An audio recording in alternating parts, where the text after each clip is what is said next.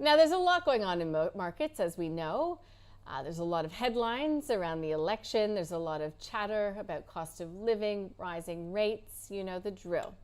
So how does Australia stack up against the rest of the world when it comes to preparedness for tighter economic conditions, including high interest rates? Let's get an expert view. Anthony Landahl from Equilibria Finance joining us here in the studio. Anthony, welcome back to the program. Great to be here. How are Australians, both businesses and households, set up for this tightening cycle? Because if market pricing is right now, it's going to be very, very steep and very quick. Yeah, I think a bit of global perspective is quite interesting. In terms of what we've seen in the Australian housing market, we've seen that incredible growth. Since 2019, we've had growth of close to 30%. But if we compare that globally, that's pretty typical. Probably the outlier is New Zealand, which has had growth of 46% in the last 2 years. America's been similar to Australia, and Canada in the last 12 months surged 27%. But what we're seeing globally is that inflationary pressures, more locally we're seeing talk about cost of living pressures and wages. So how are Australians placed facing that? I think the key sort of factors to look at are around not only the rate of growth, but the level of debt held by the household. So Australia's debt to income ratio now is around 150% of household salaries is debt. And also how exposed are households to interest rate rises. So in Australia, we got 30% of Australians are mortgage holders, but close to 80% of them have variable rates. So if we get those inflationary pressures, a lot of which we aren't in control of, they're from external forces, and those rates rise quicker than the ability of our incomes to increase, there is going to be a strain at some point. But I have to note there is that 3% buffer when mortgages are assessed. But if you look somewhere like New Zealand, the level of their exposure, they've got about 67% of New Zealand's of households are mortgage holders, and their level of variable rates is similar to Australia's. So they've probably got more exposure. They're probably facing some more household pressures, whereas in America, whilst they might have a similar percentage of mortgage holders, only 15% of their households are exposed to variable rate changes because they take out long-term fixed rates. So there's a number of factors. I think Australia's main concerns are around the percentage of households on variable rates, and also because of how quickly our house prices increased, there's a very high ratio of debt to income, low rates, access to credit, and fast prices increasing. But we got some good buffers. We got strong demand, which is still outstripping supply, and obviously there's the buffers. So I think everyone's just got to get some perspective on their own personal situation, but also we have got some high debt to income ratios. Yeah, I had a chat with Joseph Capurso, who is an economist at Commonwealth Bank yesterday, and they're a bit of an outlier in that they don't see the RBA moving as aggressively as others expect because of the high level of household indebtedness, primarily the housing market, essentially. Yeah. Are you getting a sense that people are changing tack? Is it too late to fix? What sort of are you seeing in the real world? We're seeing a lot of talk. We're seeing fixed rates a couple of percentage above variable rates. So we're not seeing a lot of people fixing. The horse is bolted in a lot of it, in a lot of instances. So a lot of households are re-looking at their budgets. We've got to bear in mind we're coming from a position of the lowest rates that we've seen in for many people in a generation. We haven't had a rate rise for 10 years. A lot of these mortgage holders haven't seen a rate rise. So there's more to come.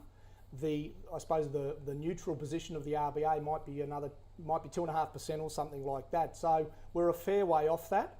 But I think the challenge is going to be with what happens with these inflationary pressures. There's obviously talk of potentially wage increases. And the risk is that a lot of those inflationary pressures are not in our control. And how's the RBA going to play that? Are they going to try and chase that by increasing the rates more quickly? Or are they going to try and get back to their inflationary targets that they've talked about and monitor the wages? So it'll be an interesting time ahead. But I think a bit of a sleeper in there is the impact on small business as well. They've got a lot of factors that Small business is very resilient. The economy's going very strong, but they are facing some potential headwinds. The rates haven't impacted them, but the cost of funding over time might start impacting them, along with slowing down of consumer expenditure, along with the supply chain issues they're facing. So, and there's potential talk of change of government and potential increases in wages as well. So I think a bit of a sleeper there that might come to life a little bit is some of the impact flowing through to small business over the next 12 months as well. What have you made of the housing policies we're seeing from the major parties and also the Greens and other smaller parties when it comes to the head of the election? A lot of focus on delivering, boosting demand and helping people get into the market. What do you make about what you've seen so far?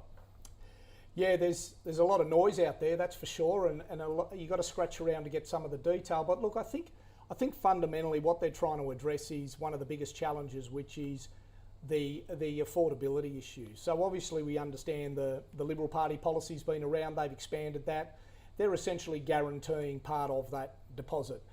You've still got to meet a certain criteria to qualify for that.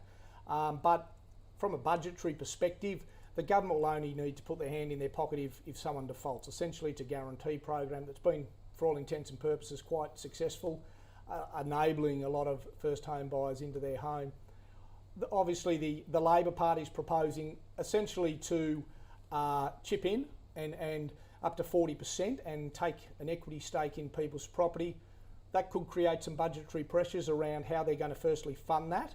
And there's obviously, it seems, a fair bit of detail to come around about how that equity is ultimately unwound. So there's a fair bit to play out in that space. Both parties are essentially trying to address those pressures for first home buyers in securing a house. And on the supply side, there's obviously been a number of programs around,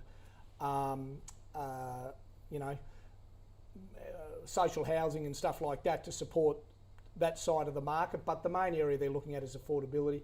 I guess the big thing from the Labor Party's perspective is how they're going to fund the program, firstly, and secondly, how they unwind it. And there seems to be quite a bit of uncertainty around some of that detail at the moment. Quick one to finish off, rental markets, investors. We keep hearing about how tight rental markets at the moment. We're seeing that rents are going up, so yields should be going up as well. Is that seeing a response coming through from investors?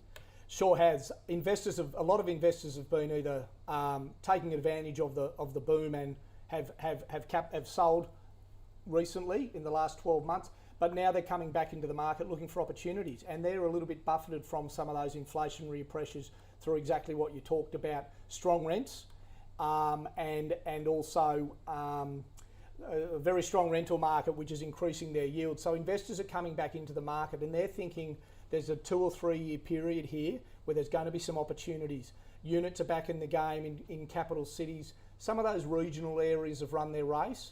There's opportunities though in Brisbane and Adelaide, and investors are coming back in the market. They're looking at their portfolio. They created a lot of equity over the last couple of years to be able to leverage into their next property. And as you say, those rental yields are buffering them to a certain extent from some of those inflationary pressures and other pressures.